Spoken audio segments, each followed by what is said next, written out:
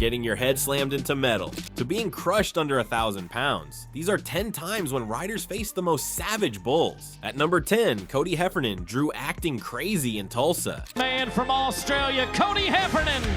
He came into round 1 of the 2016 Built Ford Tough Series ready. Acting Crazy burst from the chute and detonated Heffernan in under 3 seconds. Right? Legends tonight, yeah. I realized something today. What's that? Legends is like 2 blocks down. All power, zero pause. The wreck looked graphic even though it ended fast. But if that seemed quick, Daniel keeping at number 9 lasted a bit longer before things went south. Bull, though, that is not easy, only giving up 1 ride in his career at this level. Kansas City 2023 Team Series Outlaw Days. Smooth Steel fired out and yanked, keeping down around 6.3 seconds. He bounced off the bull's back. Champions fighting it out, and everything was going great until it wasn't. And that there deserves a massive score. Quick takedown, no hesitation. Now, while keeping bounced off, Agnaldo Cardozo at number 8 went face first in Arlington. While at the 2013 Dickies Iron Cowboy 4, Whiskey's Rebel launched Cardozo onto his head, then flipped him with the horns. Degree of difficulty impossible to calculate. Faceplant into dirt, broke his nose on impact. And speaking of vicious hits, Shane Proctor at number 7 took one to the head in Des Moines. On the PBR Built Ford Tough Series, but also the PRCA, he faces Spotted Demon. The 15-15 bucking battle brought Spotted Demon, and that bull jerked Proctor over the front and drilled him with a headshot. Big black and white paint around to the right, got some hesitation to him. He looks like a handful, Shorty. Yeah, I agree, and both those... Snapped him down hard. The helmet saved his career. Without it, this wreck would have ended everything. Although Proctor's head absorbed punishment, Corey Melton at number 6 got spun around in Albuquerque. An average score. Ridden him 3 times. Ross, Brian Herman, and Ty have all rode him. He had made it to the championship round of the Ty Murray Invitational. Lefty bucked Melton off, but his hand stayed on. As he turns back, watch his his right foot, whips right behind him. Small bull and a tall guy. The bull spun him violently before slamming him into the ground. Lost his feet and never got them back. While Melton got spun, Mike White at number 5 hit something way harder than any bull. Few bulls turn back any faster than this one. Getting into that spin, bucking. Get R Done blew from the chute and launched White straight into the metal extension between chutes. Head first into metal, the impact alone threw him off the bull. Of occasions, great action, great spin into his hand, and here's a dismount right there. Head first. Sometimes the arena's just as scary as the animal. White found that out the hard way. The sound echoed through the entire venue. Everyone heard it and knew immediately this was bad. Everything went hazy for about a minute, White explained. Couldn't tell up from down. Metal doesn't give like dirt does. You hit that and your whole body just freezes. Doctors checked for fractures. Nothing broke, but the impact was severe enough to sideline him for weeks. They said I was extremely fortunate, he continued, told me a different angle, and we're discussing skull fractures. White returned eventually, though he admitted being way more cautious around the chute area afterward. Now at number 4, Justin McBride proved you can make the 8 and still get destroyed. Placing in go-rounds and things.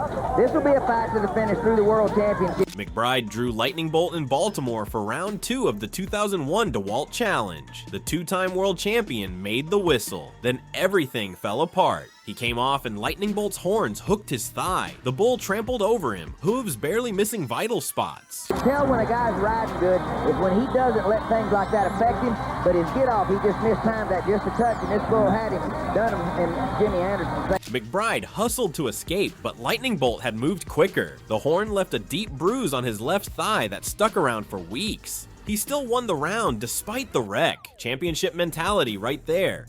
Making 8 doesn't mean you're safe, McBride said. Lightning Bolt got his shots in after the buzzer, but I got my score first. Sometimes that's as good as it gets. The thigh injury slowed him down for the next few events. Mounting hurt. Dismounting hurt worse. Every time I swung my leg over, that bruise reminded me of what happened, he recalled. But you push through it, that's what we do. McBride kept competing despite the pain. Walking away after a winning ride never crossed his mind. Although McBride walked away from Lightning Bolt, Billy Robinson at number 3 wasn't as lucky with Hi-Ho in Nashville. Billy Robinson, Donnie, on Hi-Ho.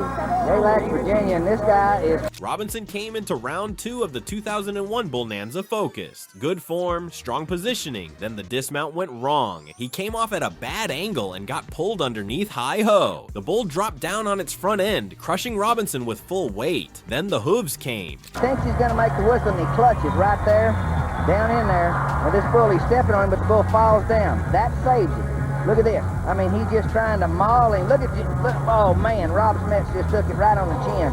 Now, Dennis Johnson. 1,000 pounds pressed straight down on him. Air left his lungs instantly. For several terrifying seconds, he couldn't breathe at all. Robinson's ribs took everything. Doctors confirmed multiple fractures afterward.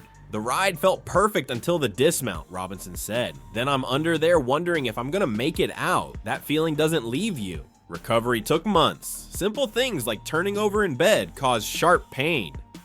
Coughing was absolute hell, he admitted. Laughing, sneezing, breathing too deep. Everything hurt. Made me realize how much you use your ribs for everything. His family questioned whether coming back made sense. Robinson waited until full recovery before deciding.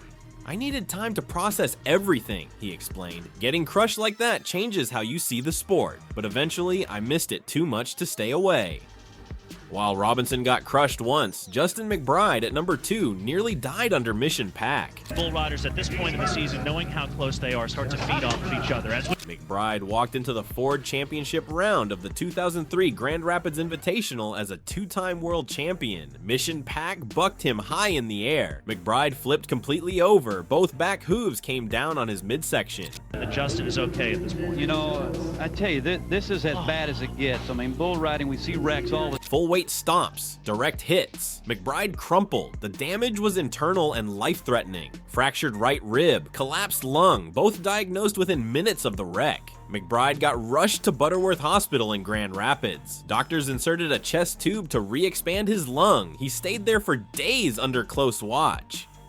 I honestly thought I was dying out there, McBride revealed. Couldn't breathe. Couldn't move. Just lying there wondering if this was the end. The pain was unlike anything he'd felt before. Every breath felt like knives stabbing through his chest. They told my family it was touch and go for a bit, he shared. That's not a conversation anyone wants happening about them. Recovery seemed impossible at first. The World Finals were coming up fast, and McBride could barely walk without agony. But he fought through it, healed enough to compete, showed up at finals, and had an epic showdown with Chris Shivers despite nearly dying weeks before. Mission Pack almost ended everything, McBride stated, but I wasn't letting that be how my season finished. Not like that. His determination to return after such a close call inspired countless riders, proved that even near-death experiences can't stop real champions. That wreck tested everything McBride had, but nothing compares to what happened at number 1 with Jason Bennett and Super Dude. Stand there, you see a 4x4 because he leans against the back. Bennett walked into the Ford Championship round of the Bud Light Cup ready to deliver. He posted a huge 90-point ride, massive score, championship level performance. He came off after the whistle. Super Dude spun back and stamped Bennett into the dirt. Already brutal enough. Right there, hey, he starts good, he finishes great. Jason Bennett is in trouble. But Super Dude wasn't done. Rob Smets thought the bull had gone out the gate. He was off guard. Super Dude blindsided him completely and launched him through the air. My goodness, Jason Bennett staggers away to the fence. Watch out! Oh, Lord, Rob Smets gets blown. Smets nearly flew into the stands. 1 bull, 2 wrecks, 0 mercy. Bennett's 90-point ride became secondary to the chaos. I was pumped about the score, Bennett recalled. Then Super Dude reminded me it's not over till you're out of the arena. That bull had more in mind. The celebration was cut short. Bennett scrambled clear while Smets took the worst of Super Dude's second attack. Watching Rob get launched like that was terrifying. Bennett admitted, I'd just gotten stamped myself and couldn't do anything, just had to watch. Smets got rattled from the hit. His positioning left him completely vulnerable when Super Dude charged.